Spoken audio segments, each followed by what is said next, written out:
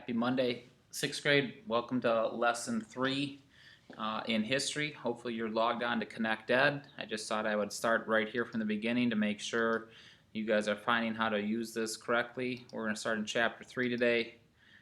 I'm going to go through that opener with you and off we get running. Those of you who are following along in your books might want to be on page 51.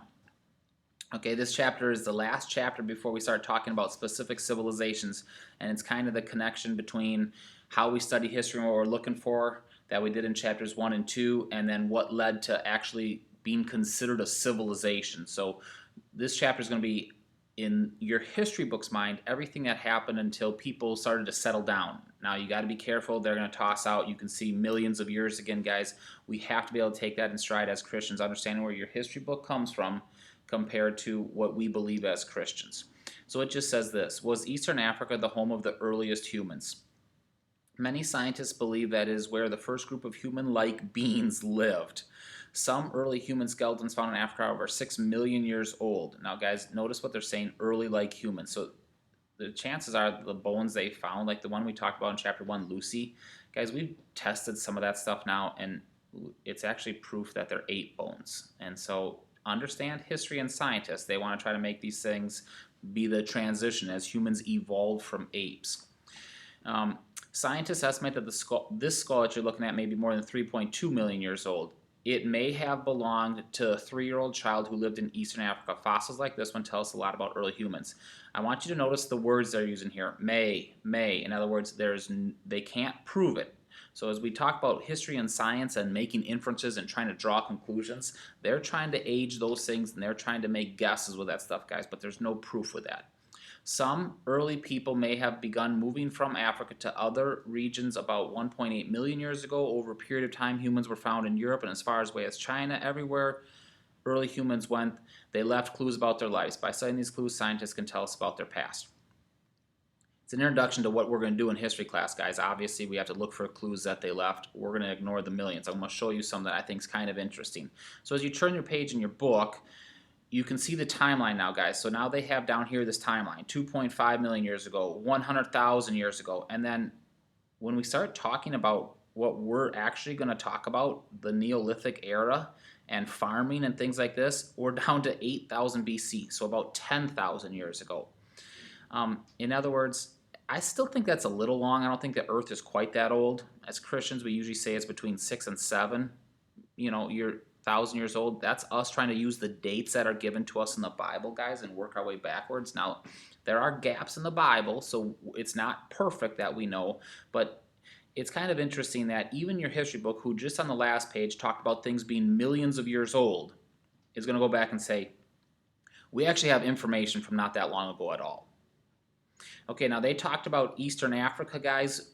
We believe Garden of Eden was about right here. This would be called the Middle East of Asia today, not quite Africa, but we do know obviously early in Bible history they're down here in Egypt, which would be considered Eastern Africa. Now a lot of the things they've discovered are actually down in southeastern Africa, but yes, there's a good chance that early after Adam and Eve, people migrated all along here and lived around this coast area region. All right, let's get into lesson 1 today. We're talking about hunter and gatherers today. You got your notes ready over here, ready to go. We have an essential question: how do people adapt to their environment? Technology led to the expansion and survival of early civilization. If you remember from last chapter, guys, technology is anything that makes your life easier. And so you and I usually talk about electronics, which is a type of technology. Today you're going to see that technology comes in many different forms. Okay, historians call the early period of human history the Stone Age. They do this because it was a time when people used stones to make tools and weapons. The earliest part of this Stone Age was the Paleolithic Age. In Greek, Paleolithic means old stone. Therefore, the Paleolithic Age is also called the Old Stone Age. The Paleolithic Age began about 2.5 million years ago and lasted until around 8,000 BC. Remember, that is about 4,500 years earlier than recorded time, which starts for us about 5,500 years ago. Remember, when we talk about recorded time, that's where we have written records and things like that. So in my mind, guys, 5,500 years is closer to what creation is all about. Little bit more evolution here. Okay, Paleolithic age is called the Old Stone Age. Try to imagine what life was like during the Paleolithic age. Think about living in a time long before any roads, farms, or villages existed. Paleolithic people often moved around in search of food. They were nomads. What's a nomad? It is people who regularly move from place to place to survive. They traveled in groups or bands of about 20 to 30 members. So guys, you're back over here. They were nomads. They moved from place to place. Okay, so a nomad is gonna, it'd be like in biblical times, guys, the shepherds. What do I have? I have a flock of sheep. So we move the sheep. They eat all the grass. We move on. They eat all the grass. We move on. They eat all the grass. Okay, that's their life because they're just moving on. Now, humans could do the same thing. They move on. They eat all the apples off the apple tree. They move on. They're hunting deer. Deer are on the move. That's the nomads. It is believed they lived in groups of 20 to 30 people.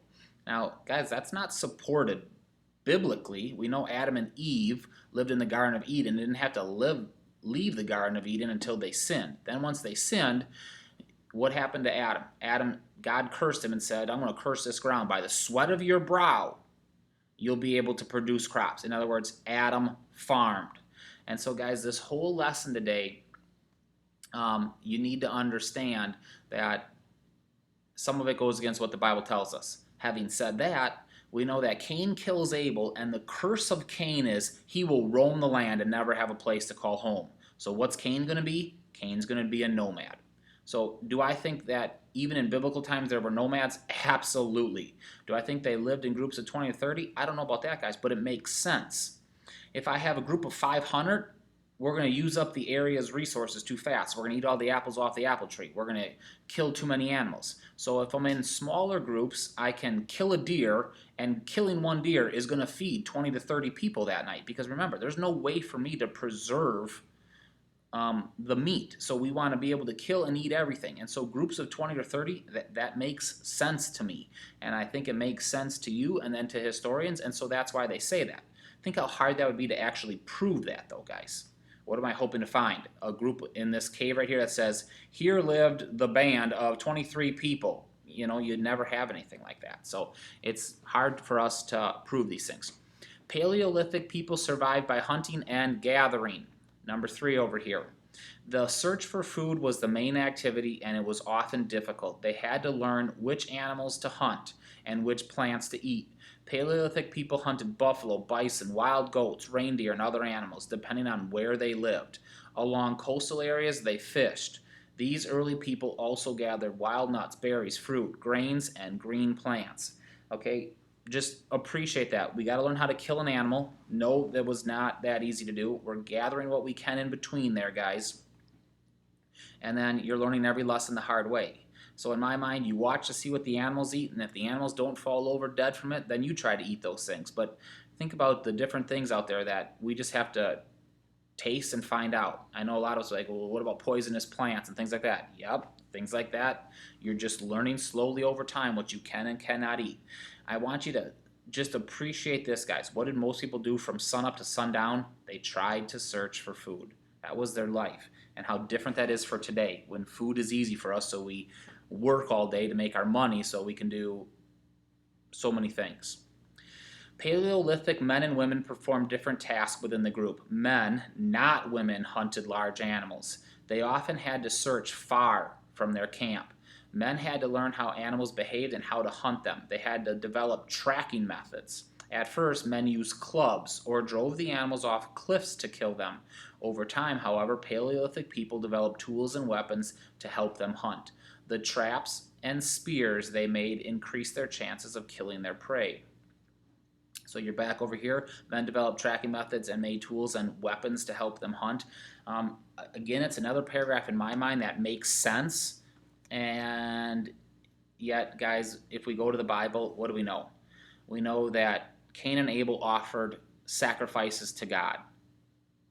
One was a farmer, one was a shepherd already. So we need to be careful. Do I think people hunted? Absolutely. But guys, you got to be careful, because in the Bible, the first people were vegetarians. God did not tell them to take and eat animals. He said the fruit of the trees are for you.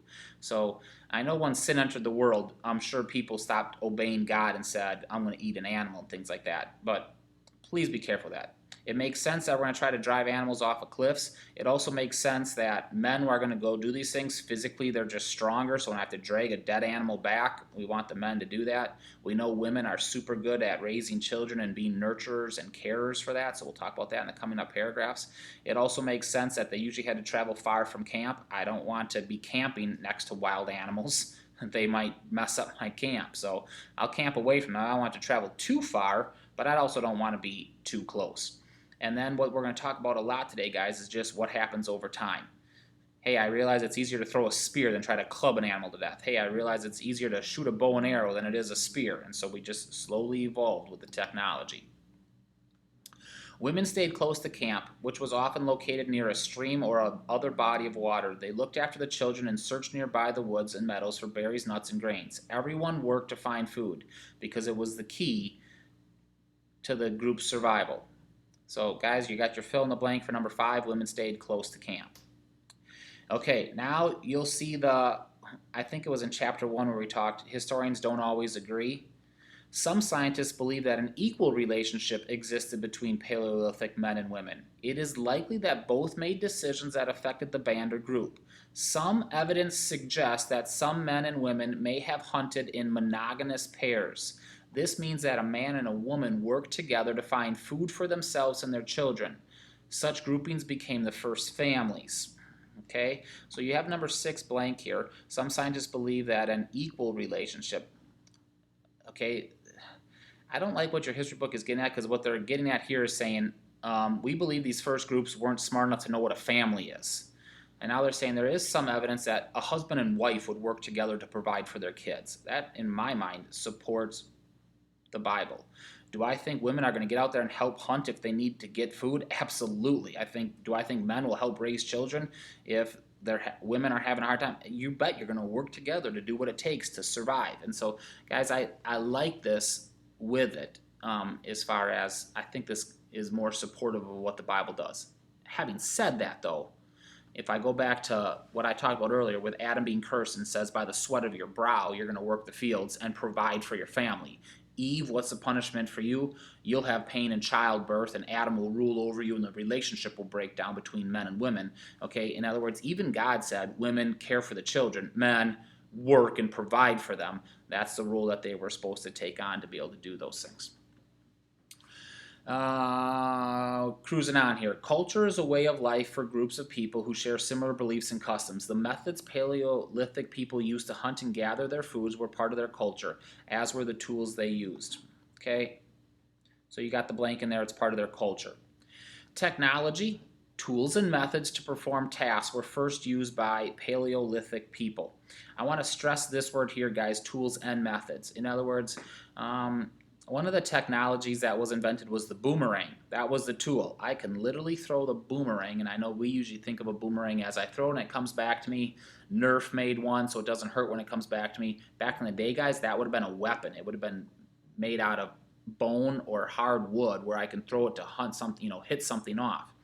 Okay, if you try to throw a boomerang and it doesn't come back to you, you don't know the method to perform the task. I always smile at calculators. Some of these kids get these fancy calculators that have a lot of buttons on them. Okay, I don't even know what half those buttons do. So I have the tool, I have the calculator, but I don't have the methods to perform the task. So it goes hand in hand. I not only have to have the technology, I also have to know how to use the technology. Okay. Before this time, sticks, stones, and tree branches served as tools. Later, people made devices from a hard stone called flint. Have you ever imagined how difficult it would be to prepare or eat food without a cutting tool like a knife? Paleolithic people learned that by hitting flint with another hard stone. The flint would flake into pieces. These pieces had very sharp edges that could be used for cutting. Therefore, hand axes, for example, were large pieces of flint tied to wooden poles. Flint technology was a major breakthrough for early people. So you got number 8 down here at that last sentence, flint technology. We found a stone that when I smashed a stone, it didn't crumble, it broke into sharp edges. And so they started to learn how to make knives. We'll talk about these things coming up, but they talk about little hand axes for chopping trees down now. But not only can I chop trees for wood, now I can start to make shape wood. So I can make my spears, I can make my clubs, I can do those things when I have a hand axe real easy. Over time, early people made better, more complex tools. Spears and bows and arrows made killing large animals easier. Harpoons, or what's a harpoon? It's a spear with sharp points, and fish hooks increased the number of fish caught. Early humans used sharp-edged tools to cut up plants and dig roots. So now you're kind of switching it to look like more like a shovel or a spade. They used scraping tools to clean animal hides, which they use for cloth and shelter. Okay, so all those things happening. You got this big long list here. Over time, people made more complex tools: spears, bows, arrows, harpoons, and fish hooks. Okay, sharp-edged tools and scraping tools. By the end of the Paleolithic Age, people were making smaller and sharper tools. They crafted needles, number 10, from animal bones to make nets and baskets and to sew hides together for clothing. This technology had a far-reaching effect. It drove the development of more advanced farming tools and influenced where people settled. So what they're saying, guys, is over time we improve our tools. Improving our tools improves our life. We now have better clothing, better shelters, better weapons. All those things are making life easier. That's a key breakthrough for what's going to happen and how it's going to move on. I'm going to scroll the notes down a little bit. Climate affected how Paleolithic people lived. Some early people lived in cold climates and made clothing from animal skins to stay warm. They sought protection in available natural shelter such as caves and rock overhangs. Remember, there were no houses or apartment buildings as we know of them in the Paleolithic Age. Gradually, humans learned to make their own shelters. People constructed tents and huts of animal skin, brush, and wood. In very cold climates, some people made shelters from ice and snow. In regions where wood was scarce, Paleolithic people used the large bones of dead woolly mammoths, or hairy. What's a mammoth? It's a hairy elephant-like animal, to build frames for shelters when they covered the bones with animal hides. We're over here. They crafted, they crafted tents.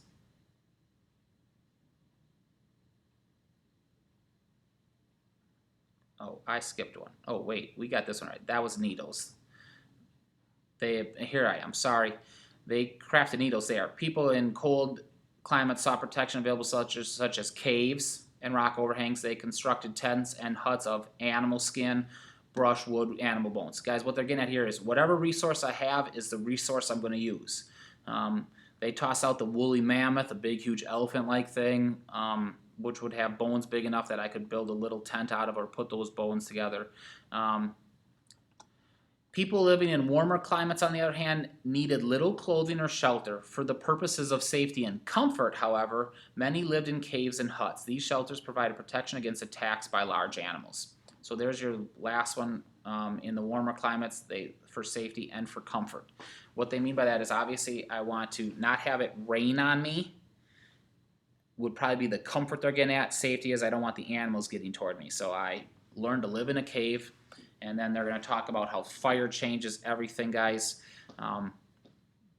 They'll talk about it taking a while for them to invent fire. Please understand, we know Cain and Abel were offering sacrifices. That took fire, guys. So do I think fire took forever to invent? No, I think God gave them the ability to make fire pretty early.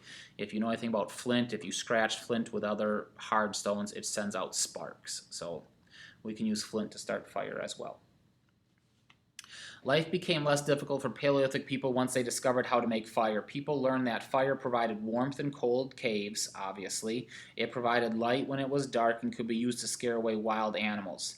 Armed with spears, hunters could also use fire to chase animals from bushes to be killed. Eventually, people gathered around fires to share stories and to cook. Cooked food, they discovered, tasted better and was easier to chew and digest. In addition, meat that was smoked by fire did not have to be eaten right away and could be stored.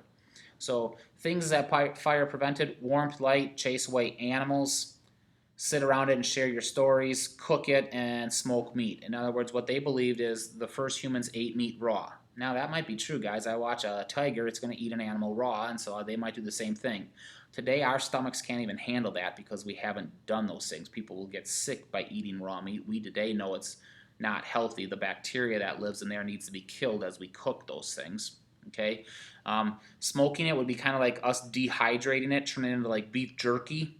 So if I put it above the smoke at a low heat for hours and hours on end, I can pull the moisture out of it, and that'll make it last for longer. So fire changes things. It makes life a lot easier, guys. A lot of good things that came from that. I just don't think it took hundreds and hundreds of years for people to discover that and be like, oh, look at this. Fire produces heat. Who knew? Oh, wow, look at that. We have light now. Okay, that's all common sense, guys. That takes 1 second. I think the scare away wild animals is a big thing. The other thing that goes along with that I think in Paleolithic times would be huge is smoke scares away the bugs. That's one thing.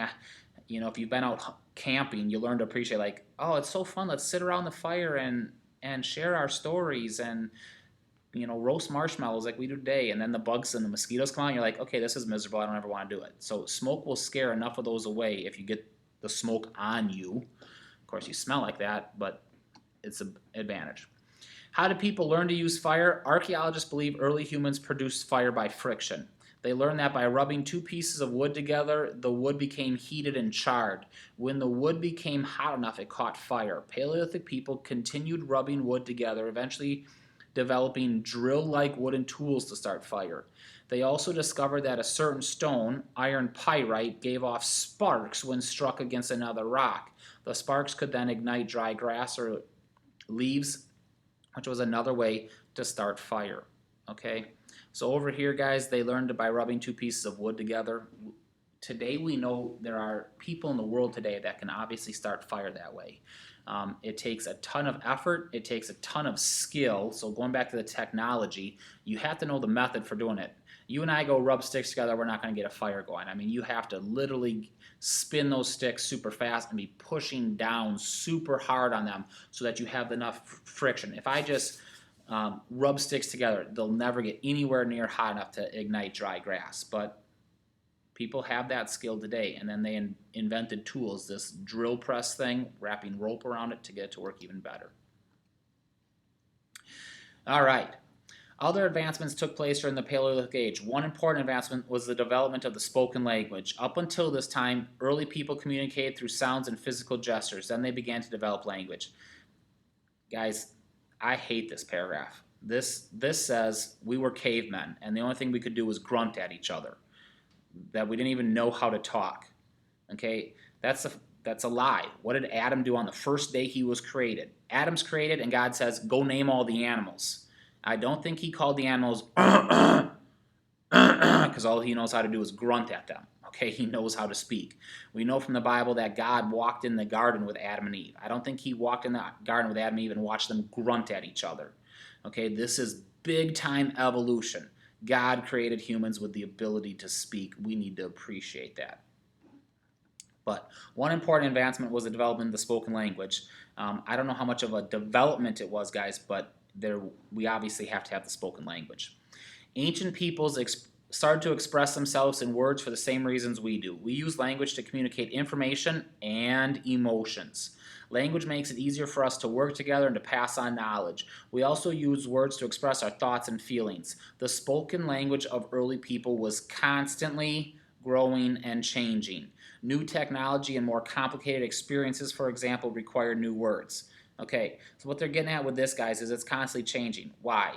Because Adam and Eve give birth and they say, you know what, we need to invent the word son. Ooh, we need to invent the word daughter. Oh, we need to invent the word family. Oh, we need to invent the word he just created a bow and arrow. Oh, we need to invent the word altar. I mean, I think God gave a lot of that to them, guys. But you think about today, we keep inventing the words as we develop things. So, for example, think about social media sites. When I was growing up, Facebook wasn't a word. Twitter wasn't a word. Go on down the list, wasn't a word. Why? Because those things weren't invented. Now we invent those things, and we need a word for those things as they're happening and moving on.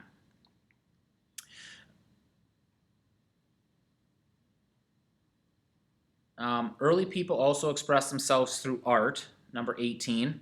Some of this art can still be seen today, even though it's thousands of years old. For example, in 1879, a young girl named Maria de Sotula wandered into a cave on her grandfather's farm near Altamira, Spain. She was startled by what she discovered on the walls of the cave. Maria entered the cave and suddenly reappeared, all excited, shouting, "Papa, Maria Toros Vaidanas," which means, "Papa, look, painted bulls." Maria had discovered one of the most famous animal art galleries in the world. So if I'm cruising along here, guys, I should be clicking these pictures for you. Here's that hand axe they talk about. Big piece of rock tied on there. Here's the woolly mammoth they talked about that we would make shelters out of. Here's an example of paleo. Now this is not the one, guys. This is in Argentina. And you just see their hands and you have to wonder, why in the world did they do that? Okay. Here's the one that they're talking about in your book. So we see these painted bulls here. Continuing on. About 10,000 years before Maria's visit, Paleolithic artists had painted mysterious signs, including what looked like a herd of animals, which may be horses in there, boars, bison, deer on the cave ceiling. Another one, in 1940, a cave with similar paintings to those in Spain was discovered in Lascaux in southern France. Okay, this is the one that from southern France. And so we look at that and we say, hey, there's got to be these type of animals in that area, or else why else would you draw it? And then the guys, they're just going to do a lot of guesswork when it comes to that, as far as what's that? Is that a four-pronged spear to stab it? And they have to start to guess on what those things mean and do. Okay, you're over here. To fill in your blank, I got to find it. A herd of animals for number 19, and then they have the list of those things. Boars are wild pigs, horses we know, bison like buffalo, deer. All right, let's figure out how they made that. It says Paleolithic cave paintings have been found all around the world. Early artists crushed yellow, black, and red rocks and combined them with animal fat, your blank for number 20, to make their paints. So we melt animal fat, guys.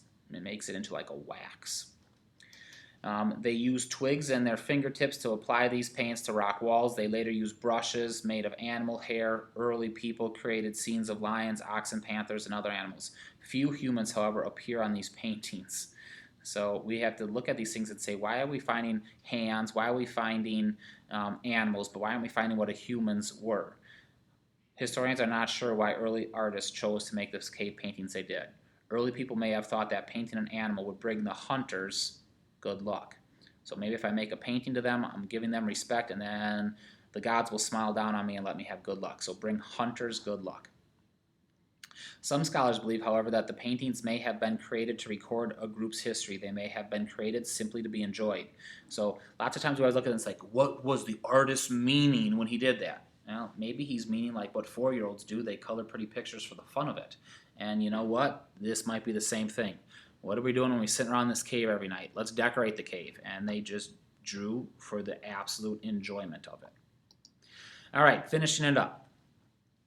Tools and fire were two important technological developments of the Paleolithic people. Throughout history, people have used new technology to help them survive when the environment changes. The Ice Ages were major environmental disturbances. So major environmental disturbances. The changes they brought threatened the very survival of humans. Okay, so we're going to look at the Ice Ages now, guys. Take this in stride. I think Ice Ages is one of those things that's tough. There's a lot of evidence of major glacier ice movements, and yet the years are going to toss out do not agree. Obviously, life before the flood could look way different compared to what we know of life after the flood. So we have no idea the impact that the flood made on this planet and how it all could have changed. We'll take your history book that is going to give you a scientific evolutionary stance to it. Okay. The Ice Ages were long periods of extreme cold that affected all of Earth. The most recent Ice Age began 100,000 years ago. Thick sheets of ice moved across large parts of Europe, Asia, and North America. As the ice sheets or glaciers grew larger, the water level of the oceans was lowered. The low sea level exposed a strip of dry land that connecting the continents of Asia and North America. Let's see if they have a picture of that. Good. So guys, this is Alaska right here. You can see that there. This is the top of Russia. And so they said, hey, when that ice age happened, water and ice pulled onto the North American sheet. That made this dry land. And so they could just walk to that. What they're trying to do, guys, is say, we have to figure out how people got to North America when we believe they were dropped and started out in the middle of the Middle East. Okay, so Iraq today is where we think the Garden of Eden was.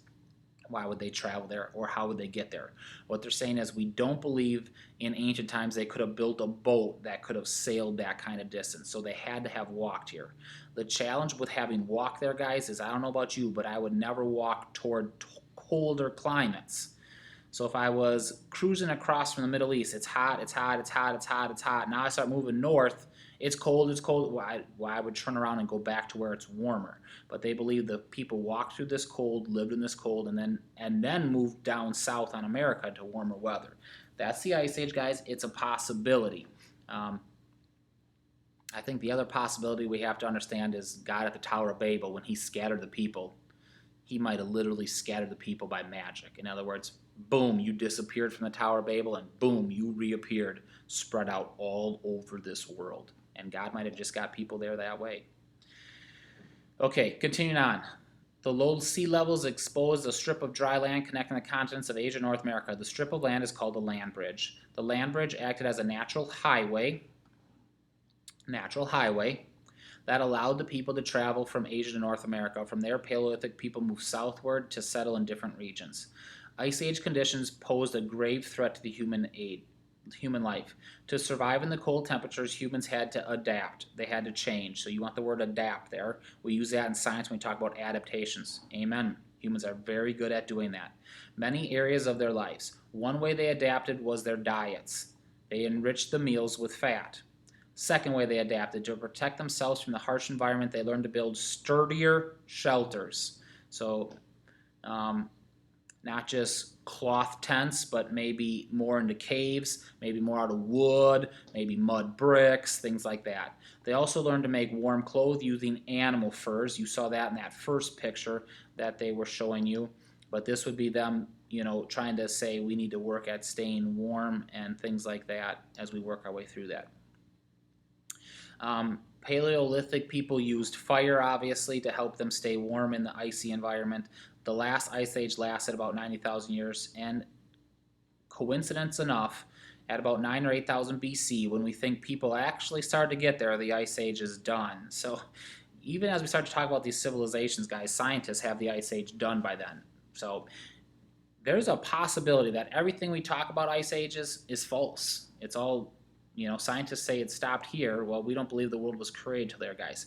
And so what you have to do is you have to try to balance with what do we want to try to explain with science and what do we believe by God. Wisconsin is a great example, guys. All around us is called Kettle Moraine National Forest. A moraine is soil rocks left by glaciers. We know that today. We can see evidence as the glaciers continue to melt and retreat. The good soil that it produces, the lakes that it gouges out. Wisconsin is tons of evidence of once being covered in a glacier. Now, God could have obviously covered it with a glacier and made that, or God could have instantly created it that way. We don't know.